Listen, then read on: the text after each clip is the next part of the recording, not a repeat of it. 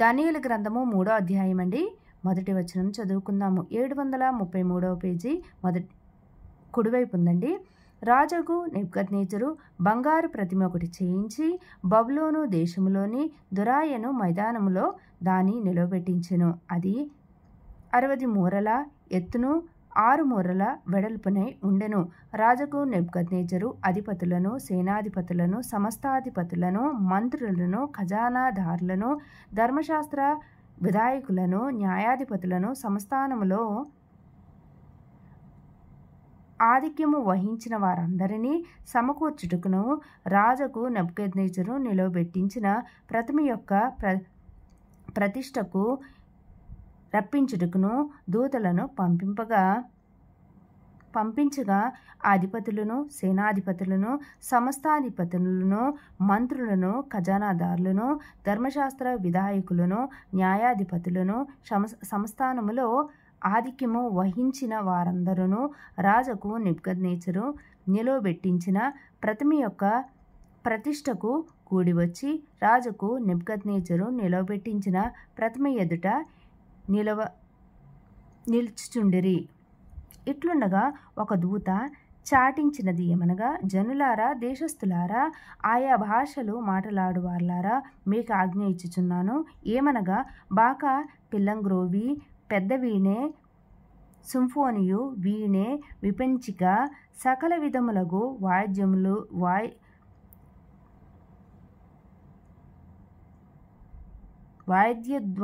వాద్యధ్వనులు మీకు కనబడినప్పుడు రాజుకు నెబుకద్నెజరు నిలవబెట్టించిన బంగారు ప్రతిమ ఎదుట సాగిలపడి నమస్కరించుడి.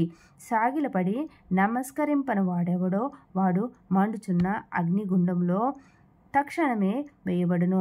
సకల జనులకు బాకా, పిల్లంగ్రోవి, పెద్ద వీణే, వీణే, సింఫోనియా, విపంచిక, సకల విధములగు వాద్యధ్వనులు వినబడగా ఆ జనులు దేశస్థులను ఆయా భాషలు మాట్లాడువారును సాగిలపడి రాజుకు నెబుకద్నెజరు నిలవబెట్టించిన బంగారు ప్రతిమకు నమస్కారం చేసిరి. ఆ సమయమందు కల్దీయుల్లో కొందరు ముఖ్యులు వచ్చి యూదులపైని కొండెములు చెప్పి రాజుకు నెబుకద్నెజరు నొద్ద ఇలాగూ మనవి చేసిరి. రాజు చిరకాలము జీవించును గాక. రాజా, తాము ఒక కట్టడ నియమించితిరి. ఏదనగా, బాకాను, పిల్లంగ్రోవిని, పెద్ద వీణెను, వీణెను, విపంచికను, సింఫోనియాను, సకల విధములగు వాద్యధ్వనులను విను ప్రతివాడు సాగిలపడి ఆ బంగారు ప్రతిమకు నమస్కారము చేయవలెను. 11వ వచనమండి. సాగిలపడి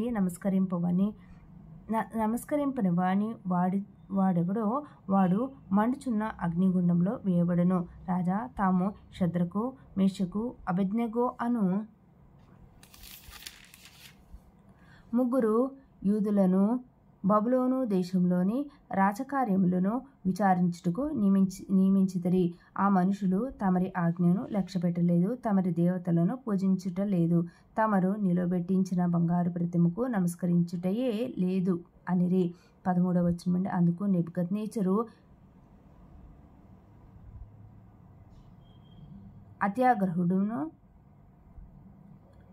అత్యాగ్రహమును రౌద్రములను గలవాడై షద్రకును, మేషకును, అబేద్నెగోను పట్టుకొని రండని ఆజ్ఞియగా వారు ఆ మనుషులను పట్టుకొని రాజు సన్నిధికి తీసుకుని వచ్చిరి. 14వ వచనం. అంతటా నెబుకద్నెజరు వారితో ఇట్లనే, షద్రకు, మేషకు, అబేద్నెగో, మీరు నా దేవతను పూజించుట లేదనియు నేను నిలవబెట్టించిన బంగారు ప్రతిమకు నమస్కరించుట లేదనియు నాకు వినబడినది. అది నిజమా? బాకాను, పిల్లంగ్రోవిని, పెద్ద వీణెను, వీణెను, సింఫోనియాను, విపంచికను, సకల విధములగు వాద్యధ్వనులను మీరు విను సమయములో సాగిలపడి నేను చేయించిన ప్రతిమకు నమస్కరించుటకు సిద్ధముగా ఉండిన ఎడల సరే, మీరు నమస్కరింపని ఎడల తక్షణమే మండుచున్న వేడిమిగల అగ్నిగుండములో మీరు వేయబడుదురు. నా చేతిలో నుండి మిమ్మును విడిపింపగల దేవుడెక్కడ ఉన్నాడు? 16వ వచనం. షద్రకును, మేషకును, అబేద్నెగోయు రాజుతో ఇలాగూ చెప్పిరి. నెబుకద్నెజరు ఇందును గురించి నీకు ప్రత్యుత్తరమియ్యవలెనన్న చింత మాకు లేదు. మేము సేవించుచున్న దేవుడు మండుచున్న వేడిమి గల ఈ అగ్నిగుండములో నుండి మమ్మను తప్పించి రక్షించుటకు సమర్థుడు, మరియు నీ వశమున పడకుండా ఆయన మమ్మను రక్షించును. ఒకవేళ ఆయన రక్షింపకపోయినను రాజా, నీ దేవతలను మేము పూజింపమనియు నీవు నిలవబెట్టించిన బంగారు ప్రతిమకు నమస్కరింపమని తెలుసుకొనుము.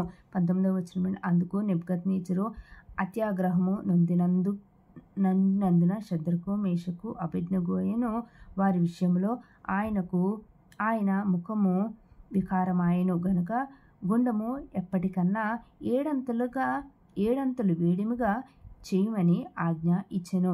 20వ వచనం. మరియు తన సైన్యములో నుండి బలిష్ఠులో కొందరిని పిలువనంపించి శద్రకును, మేషకును, అబేద్నెగోను బంధించి వేడిమి గల మండుచున్న ఆ గుండంలో వేయడని ఆజ్ఞ ఇయ్యగా, వారు వారి అంగీలను, నిలువుటంగీలను, పై వస్త్రములను, తక్కిన వస్త్రములను తీయకయే ఉన్న పాటున ముగ్గురిని వేడిమి కలిగి మండుచున్న ఆ గుండము నడుమ పడవేసిరి. 22వ వచనం. రాజాజ్ఞ తీవ్రమైన అందున గుండము మిక్కిలి వేడిమి గలైనందున శద్రకు, మేషకు, అబేద్నెగోలను విసిరివేసిన ఆ మనుషులు అగ్నిజ్వాలల చేత కాల్చబడి చనిపోయిరి. శద్రకు, మేషకు, అబేద్నెగోయను ఆ ముగ్గురు మనుషులు బంధింపబడిన వారే వేడిమి కలిగి మండుచున్న ఆ గుండంలో పడగా, రాజుకు నెబుకద్నెజరు ఆశ్చర్యపడి తీవ్రముగా లేచి, మేము ముగ్గురు మనుషులను బంధించి ఈ అగ్నిలో వేసితిమి కదా అని తన మంత్రులను అడిగెను. వారు రాజా, సత్యమే అని రాజుతో ప్రత్యుత్తరమిచ్చిరి. అందుకు రాజు, నేను నలుగురు మనుషులు బంధకములు లేక అగ్నిలో సంచరించుట చూచుచున్నాను. వారికి హాని ఏమీ కలుగలేదు. నాలుగవ వాని రూపము దేవతల రూపమును బోలినదని వారికి ప్రత్యుత్తరమిచ్చెను. అంతటా నెబుకద్నెజరు వేడిమి కలిగి మండుచున్న ఆ గుండము వాకిలి దగ్గరకు వచ్చి, శద్రకు, మేషకు, అబేద్నెగో అనువారులారా, మహోన్నతుడగు దేవుని సేవకులారా, బయటికి వచ్చిన నా యొద్దకు రండని పిలువగా, శద్రకు, మేషకు, అబేద్నెగో ఆ అగ్నిలో నుండి బయటికి వచ్చిరి. అధిపతులను, సేనాధిపతులను, సంస్థానాధిపతులను, రాజు యొక్క ప్రధాన మంత్రులను కూడి వచ్చి ఆ మనుషులను పరీక్షించి, వారి శరీరములకు అగ్ని ఏ హాని చేయకుండుటయు, వారి శరీరములకు అగ్ని ఏ హాని చేయకుండుటయు, వారి తల వెంట్రుకలలో ఒకటైనను కాలిపోకుండుటయు, వారి వస్త్రములు చెడిపోకుండుటయు, అగ్ని వాసనైనను వారి దేహములకు తగులకుండుటయు చూచిరి. నెబుకద్నెజరు శద్రకు, మేషకు, అబేద్నెగోయను వీరి దేవుడు పూజార్హుడు, ఆయన తన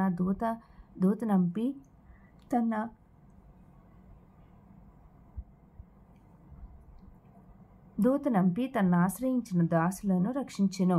వారు తమ దేవునికి కాక మరి ఏ దేవునికి నమస్కరింపకయు, ఏ దేవుని సేవింపకయు ఉందుమని తమ దేహములను అప్పగించి రాజు యొక్క ఆజ్ఞను వ్యర్థపరచిరి. కాగా నేనొక శాసనమును నియమించుచున్నాను. ఏదనగా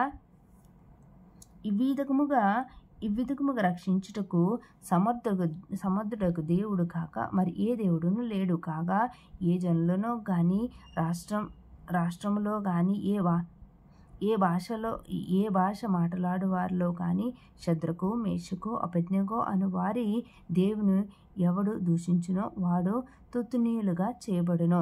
వాని ఇల్లు ఎప్పుడును పెంటకుప్పగా ఉండుననెను. అంతట నుండి రాజు శద్రకు, మేషకు, అబేద్నెగో అయిన వారిని బబులోను సంస్థానములో హెచ్చించెను.